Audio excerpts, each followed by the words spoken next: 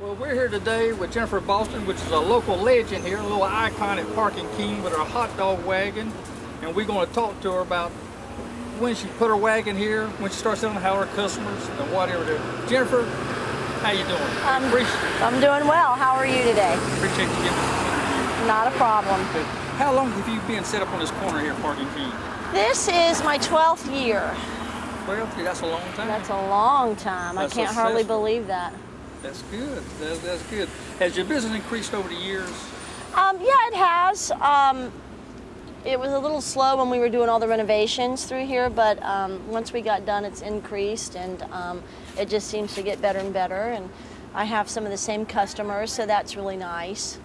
And yeah, it's increased. I'm still here, so it's a good thing.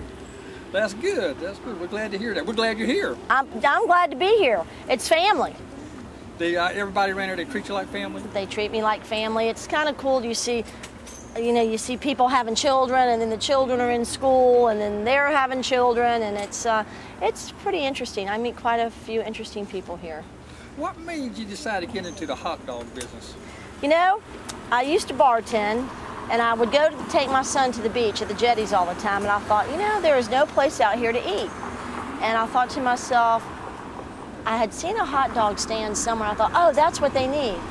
They need a hot dog stand out here selling hot dogs and drinks. And then I thought to myself, you know what?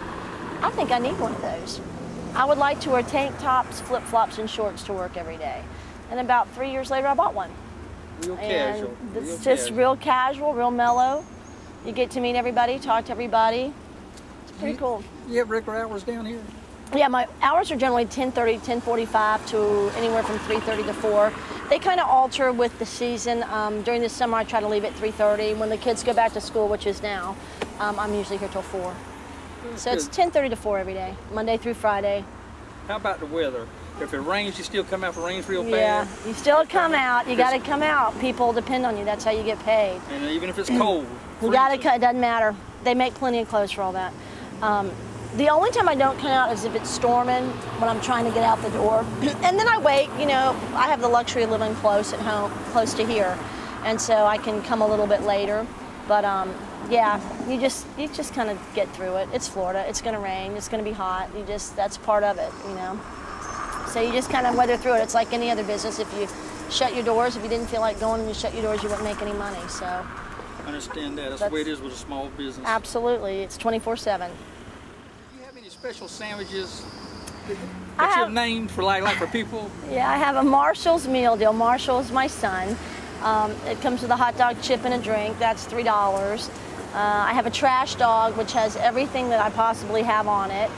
I have a pizza in the bun. That's Italian sausage with cheese and marinara sauce. So when I feel like making a hot dog with somebody's name, I just make it, and name it, and make something up. Yeah, the people come up and they say, give me a Marshall. Yeah, they'll go, give me a Marshall's meal deal. Or give me a trash dog. Or, let me have that pizza in the bun. You still make those? I'm like, yeah, I still make them. So, you know, there's a little endearing things that you do. Well, you enjoy this more than having a regular job. You know, like, what I call a regular job is every day, Monday through Friday, you get up at, you got to work at 8 to 5. Well, this is pretty regular. I mean, I get up at 6 in the morning. By the time I get all my stuff ready and ready for the day, I think I put more hours in than I would from 8 to 5. But the easy work is out here because you get to talk to everybody and you get to meet different people and you get to do different kinds of things. You know, I'm not stuck in an office. I have the luxury of just. You don't have to dress code. I can dress however I want.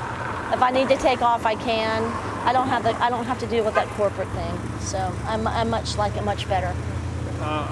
You've always, in the 12 years, you've always been here at Parking King? Mm-hmm. Have you been anywhere else? I work here at Parking King during the day. I do a couple clubs at night with kids, dance clubs. I work at the Pearl, which is at First and Main.